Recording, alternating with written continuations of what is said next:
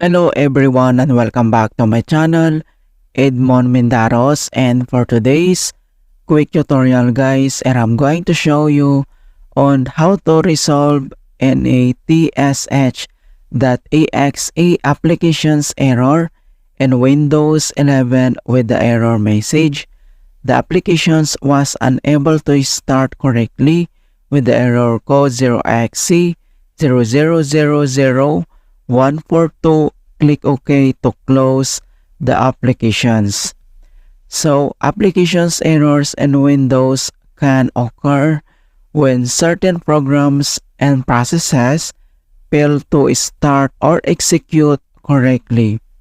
So, NATSH.exe applications error, also known as network shells, is a command line utility for the management and configurations of network settings within the Windows.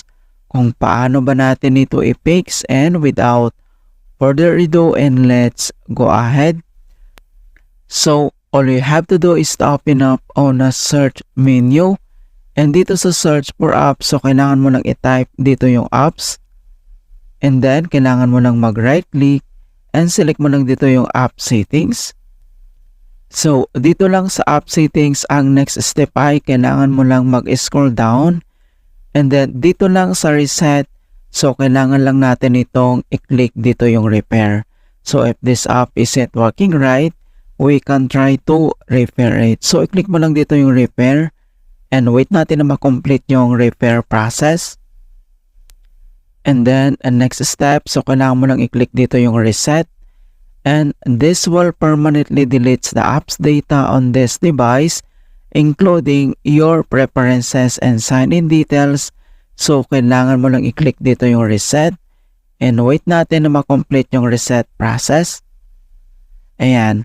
So, once ma-complete mo na yung reset process, so ang next step na ating gagawin is to disable unnecessary apps. Kung paano ba yan natin gawin? All you have to do is to right click on the taskbar. So, kailangan mo lang mag-right click dito sa blank space area ng taskbar. And kailangan mo lang i-select dito yung task manager. And dito lang sa task manager at dito sa processes tab. So, kailangan mo lang i-select dito yung apps mga kaibigan. Yung unnecessary apps or malakas yung consuming ng kanyang CPU usage. Alright? So, select ka lang dito. So, ang gagawin mo is to select and right-click ka lang. And then, next step ay kailangan mo lang i-click dito yung End Task. Alright? So, once magawa mo na dito sa Task Manager and other solution na pwede natin gawin, so, all you have to do is to open up again on a search menu.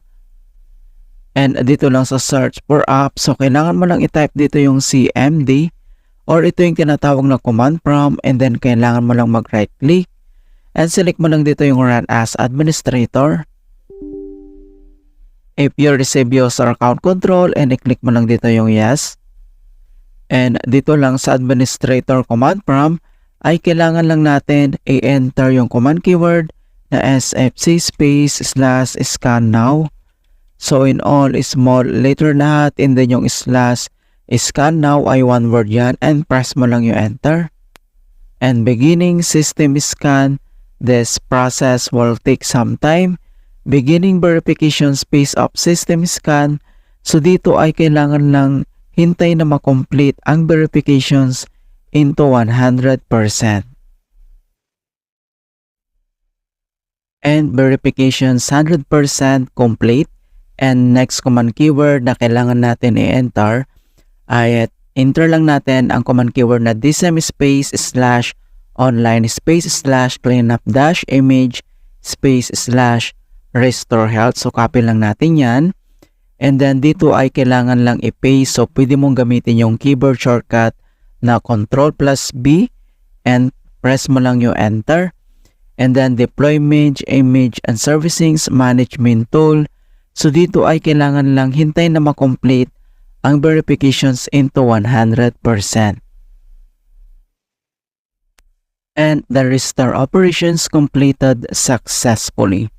And then next step, so close lang natin tong CMD At dito lang sa start menu at kailangan mo lang mag-restart. Okay, click mo lang yan. Alright, so ganoon lang po kasimple on how to fix NATSH.exe applications error in Windows 11. And please don't forget to like this video and subscribe to my channel for more quality content. Thank you guys and see you in my next tutorial.